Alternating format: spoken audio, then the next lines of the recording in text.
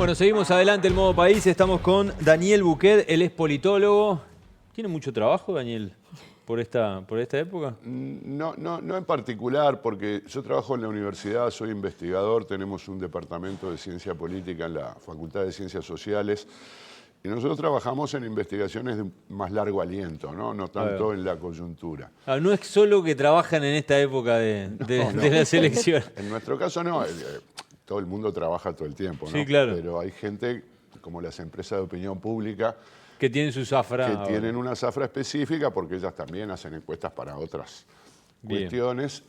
Y sí, lo que ocurre en estos periodos tal vez es que los medios nos requieren Un poco más. con mayor frecuencia. Bueno, gracias Daniel por haber Por aceptado favor, la un gusto. la invitación. Arrancamos con estos últimos números de opción, a ver qué lectura le podés dar. Mayo 2024, 50% de aprobación a la gestión del presidente. Un 17% dice que es muy buena, un 33% buena, un 21% ni buena ni mala, un 14% dice que es mala, un 14% dice que es muy mala y ahí la desaprobación llega al 28%. Sí, son muy buenos números para el gobierno, ¿no? Gobierno-presidente. Es una medición que asocia la opinión de la gente con el gobierno en general, o sea, no es con ninguna política pública en particular, pero además con la figura del presidente como el conductor de ese gobierno. Es un muy buen número, pero el presidente Lacalle y el gobierno del presidente Lacalle vienen con buenos números desde el inicio del gobierno, con caídas que hubo en distintos momentos. Arrancó muy alto, arriba del 60%. Depende esto de la empresa también, hay algunas variaciones. Y bueno, Sí, la gente en realidad valoró mucho su manejo en la pandemia, ¿no? sí, eso surge de estudios que buscan interpretar de dónde sale esta aprobación general tan buena, cuando no es tan buena la aprobación de algunas políticas específicas. Entonces, en algunos casos se hizo un estudio preguntando, ¿y qué es lo que usted valora positivamente del gobierno? Y en esos estudios surge la pandemia como la respuesta más habitual que la gente vincula a un buen desempeño del gobierno. Mucha gente no sabe decir muy bien por qué lo aprueba, porque esto es importante. La aprobación del gobierno es algo que a veces se le llama la imagen del gobierno, ¿no? Es una imagen. Y la imagen tiene muchos elementos de comunicación, es decir, es una imagen.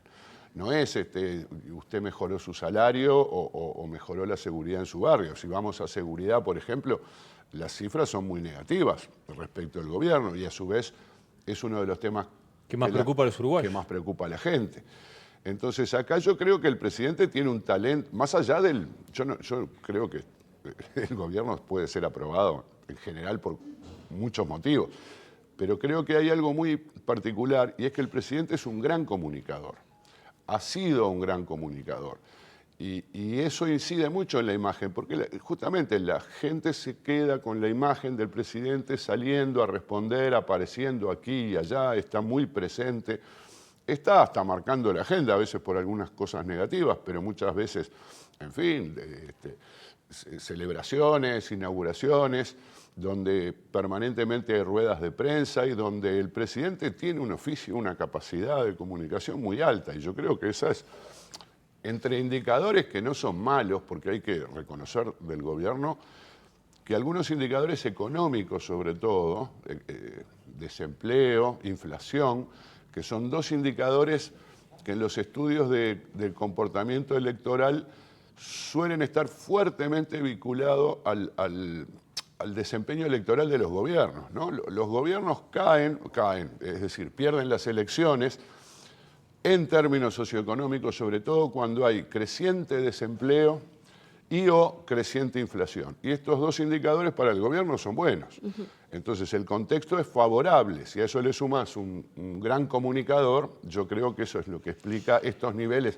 sea este 50 o sea el 45 de otra empresa. No hay una gran diferencia entre esos dos números. Sí, sigue siendo un dato bien importante y que aparte, comparado con otros expresidentes, también está muy bien posicionado, sobre todo respecto a Tabaré, Vázquez y Mujica, que también habían tenido buenos niveles de aprobación, Tabaré en uno de sus gobiernos. Pero me voy a este tema del liderazgo, de alguna forma, que vemos, que podemos vislumbrar en el presidente de la República, y los datos nos lo dicen. ¿Qué pasa con los liderazgos hoy en todos estos precandidatos que hoy, bueno, están en la vuelta, muchos de forma competitiva? ¿Existen esos liderazgos? Por ahí es que no está siendo muy claro para la gente el ir a votar una interna o no ir a votarla. ¿Ha surgido liderazgos en esta campaña?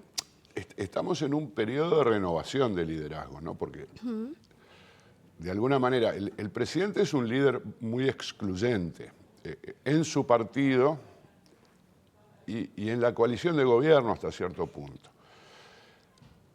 Fuera del presidente, que por otra parte no puede ser candidato, ¿no? Estamos en un proceso de renovación total. Tenemos muy pocas figuras que están repitiendo. Podemos mencionar a Manini o a Carolina Cose, que fue precandidata hace 5 años, pero creo que el resto son todas figuras nuevas en el sentido de que no son figuras que habían aspirado a la nominación presidencial. Estaba Mario Vergara, que lo había hecho hace 5 años, pero renunció a postularse. Entonces, bueno, efectivamente, detrás de la calle Pou no hay un liderazgo claro o con esa potencia en el Partido Nacional, más allá de que Delgado reúne la gran mayoría de la intención de voto. Creo que esa intención de voto es un poco derivada desde el presidente hacia Delgado y no porque Delgado sea un nuevo líder similar. De hecho, Delgado tuvo mucha presencia al principio en la pandemia y fue uno de los voceros en aquel momento, sí, pero después desapareció yo creo que ese Delgado rol, ¿no? tiene muy buena imagen propia, pero esa buena imagen, o imagen positiva, no tiene la fuerza de la de un líder detrás del cual se encolumnan todos los demás, ¿no? La imagen sí es positiva, tuvo más presencia al principio, pero creo que no dejó de tenerla. Es más, hay quienes dicen que si, por ejemplo, Delgado llega a ser presidente, detrás va a estar Luis Lacalle Pou, en el asesoramiento, en el...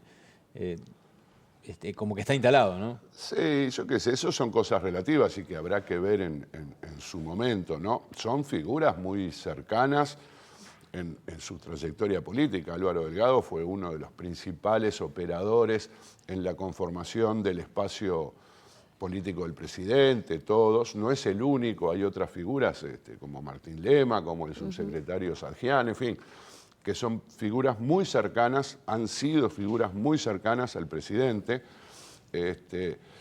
Yo creo que aquí cuando alguien es presidente, ¿no? No va a ser nunca un títere de otra persona, más allá de que Mujica no fue un títere de Vázquez, ni mucho menos, y Vázquez volvió 5 años después. Pero hablaba de las líneas programáticas a seguir. No, por supuesto, pero eso no es, digamos, porque sea el presidente. Yo creo que desde el punto de vista programático, el gobierno actual o la mayoría del Partido Nacional tiene una visión muy homogénea de la orientación del gobierno. No es que haya ahí matices relevantes, me parece. Puede ser que algún sector, como Por la Patria, tenga algunos matices, pero yo veo al Partido Nacional muy homogéneamente en esta orientación más liberal, más favorable al mercado, con una preocupación social complementaria, que creo que es la línea principal del Partido Nacional y que predomina dentro de la coalición. Dentro de la coalición sí hay un poco más de matices, del lado de Cabildo Abierto se han manifestado explícitamente. Dentro del Partido Colorado les cuesta un poco más marcar esos matices, pero del lado del vallismo también parece haberlos, ¿no? Pero dentro del Partido Nacional yo diría que sí, Álvaro Delgado es la continuidad de este gobierno, ¿no? Y la idea del segundo piso es seguir avanzando en el mismo proyecto. Claro, hablemos del Frente Amplio ahora. Sí. Está Yamandu Orsi y Carolina Cose. ¿Cuánto pesa el orden en el que lleguen esos dos pesos pesados a la recta final? Bueno, todo indica que hay una diferencia porque creo que esta encuesta que se publicó anoche también hace este Sí. ejercicio de... Sí, hoy lo decía Robo más temprano, le daba más favorable los números a Yamandu a Orsi. Yamandu Orsi.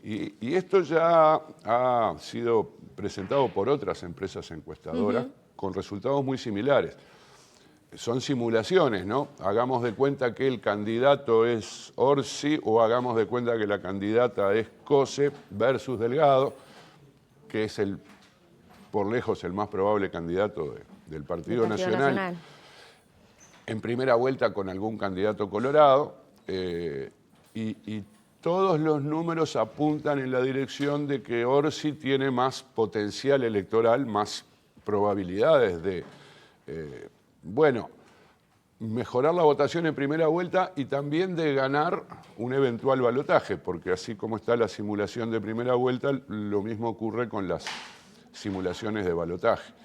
Todo indica que esto básicamente, ¿por qué? Porque la figura de Orsi parece ser una figura más aceptable en el centro político, en un electorado moderado, en un electorado tal vez menos politizado, que es el que puede cambiar su voto en una elección entre uno y otro bloque. Es decir, es un electorado que se ha volcado por candidatos de izquierda o por candidatos de derecha, de una elección a otra según algunos aspectos de la figura del candidato, del desempeño del gobierno y tal vez de algunas de las propuestas programáticas. Y yendo a lo de las propuestas, ¿encontrás alguna propuesta? Porque venimos hablando tanto de los chats, de las situaciones con fiscalía, bueno, que de alguna forma distraen la conversación sobre propuestas concretas y cuesta de pronto para el ciudadano común entender cuáles son las diferencias entre unos y otros, qué propuestas hoy están llamando la atención. ¿Hay algunas propuestas que vos digas se destacan por innovadoras, diferentes, o que la gente las esté tomando de alguna manera en particular? No, yo creo que efectivamente esto no ha ocurrido, ¿no? No veo que haya propuestas concretas que hayan adquirido como el estatus de el leitmotiv de una campaña. Los leitmotiv son mucho más genéricos. Muy genéricos. Desde Carolina Cose, que como eslogan repite que el gobierno no tiene rumbo, y entonces, bueno, si ocurre algún hecho negativo, lo utiliza para mostrar esto, más que proponer alguna solución concreta para algún problema relevante, lo que trata de hacer es mostrar, aspectos negativos del gobierno. Incluso el propio Partido Nacional, ¿no? Hay cuestiones vinculadas a la seguridad que se han intentado manejar. Está el plebiscito sobre allanamientos nocturnos, que el oficialismo, por ejemplo, incorpora en su discurso de campaña a favor, ¿no? Pero el Frente Amplio, por ejemplo, no lo cuestiona, no centra su discurso en cuestionar esa propuesta. Y hay estamos en una campaña particular porque se parece mucho a una discusión entre dos oficialismos, ¿no?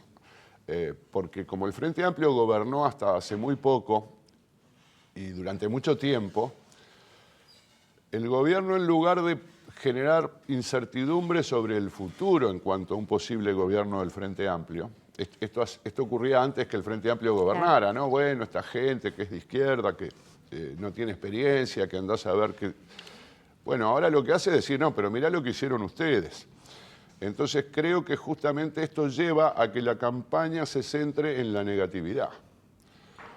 El Frente Amplio cuestionando al gobierno, en aquellas cosas que surgen como cuestionables, y el Partido Nacional, no es que no defienda al gobierno, porque lo hace, utiliza cifras y algunos elementos que son claramente positivos, dice, no, pero ustedes fueron peores, es decir, vos me cuestionás esto, pero ¿y ustedes? Claro. Y yo creo que esto ha sido el centro del discurso, o sea, ¿quién es peor gobernante? ¿Quién es el peor gobernante? Daniel, nos quedan 2 minutos. Te pido que me expliques el fenómeno de Andrés Ojeda en el Partido Colorado. Bueno, por ahora algo interesante, ¿no? Porque un rasgo que tiene esta campaña, o en general yo creo que es la ausencia de novedades. Programáticas tal vez, porque no hay una idea así como muy novedosa que la gente diga, uy, ¿esto qué es?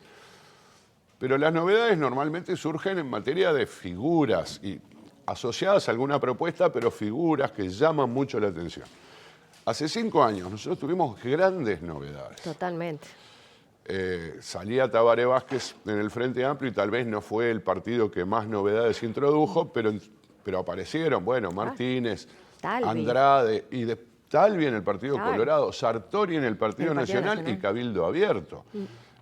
Para estas fechas Cabildo Abierto era una novedad absoluta. Entonces, si vos mirás ahora, sí, está bien, Orsi no había sido candidato presidencial, Delgado tampoco lo había sido, etcétera, pero ya son figuras conocidas.